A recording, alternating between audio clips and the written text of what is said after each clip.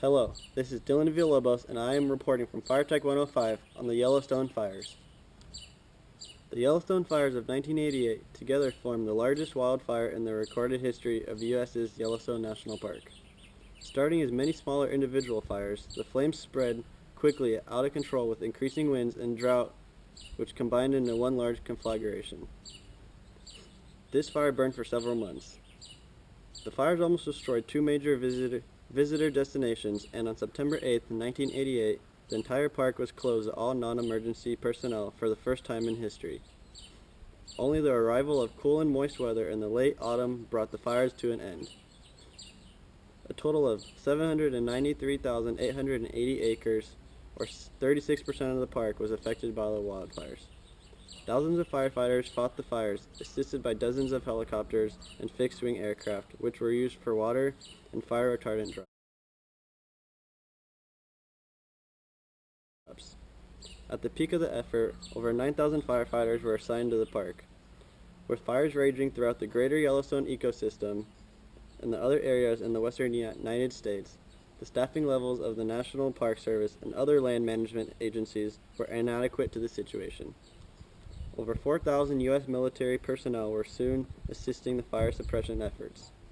The firefighting effort cost $120 million. No firefighters died while fighting the fires in Yellowstone, though there were two fire-related deaths outside the park.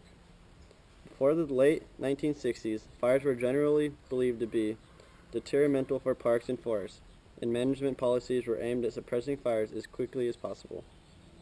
The beneficial ecological role of fire became better understood in the decades before 1988, and a policy of allowing natural fires to burn under controlled conditions had been highly successful in reducing the area lost annually to wildfires.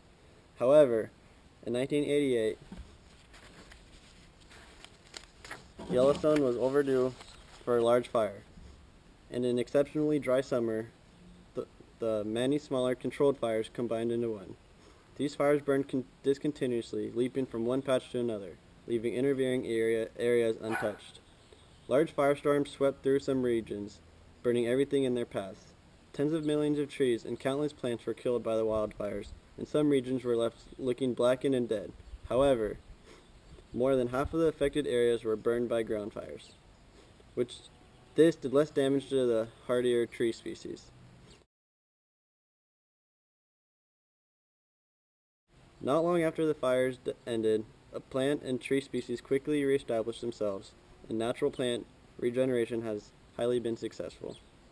The Yellowstone fires of 1988 were unprecedented in the history of the National Park Service. Many questioned the existing fire management policies. The media accounts of mismanagement were often sensational and inaccurate, sometimes wrongly reporting that most of the park was being destroyed. While there were temporary declines in air quality during the fires, no adverse long-term health effects have been recorded in the ecosystem. Contrary to initial reports, few large mammals were killed by the fires, though there has been a reduction in the number of moose, which has yet to rebound. Losses to the structure were minimized by concentrating firefighting efforts near visitors' areas, keeping property damage down to $3 million.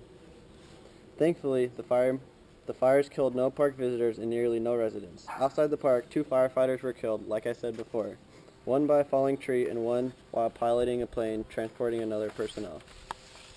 1988 was a big year for wildfires in the western United States, with more than 72,000 fires reported during this year, including 300 rated as major. Firefighter employees and equipment were stretched to the limit, and consequently over 6,000 U.S. military personnel assisted in the firefighting efforts nationwide, with more than 600 assigned to Yellowstone. At the height of the fires, over 9,000 firefighters and support personnel were assigned to the Yellowstone at one time.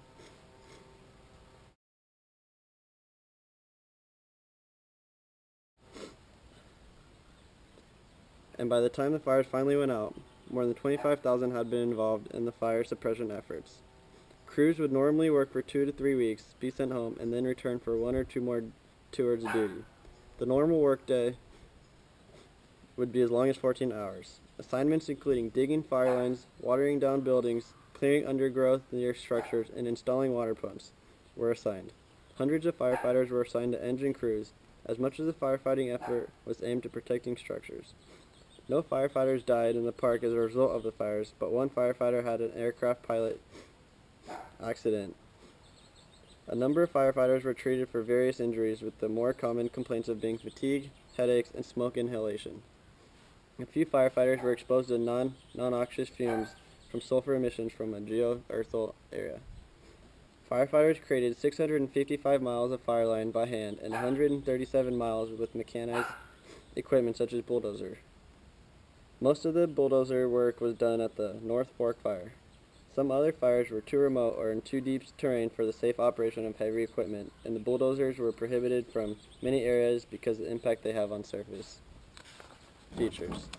Additionally, the thin, unstable ground near the park's geothermal features could not be trusted to support the weight of heavy equipment.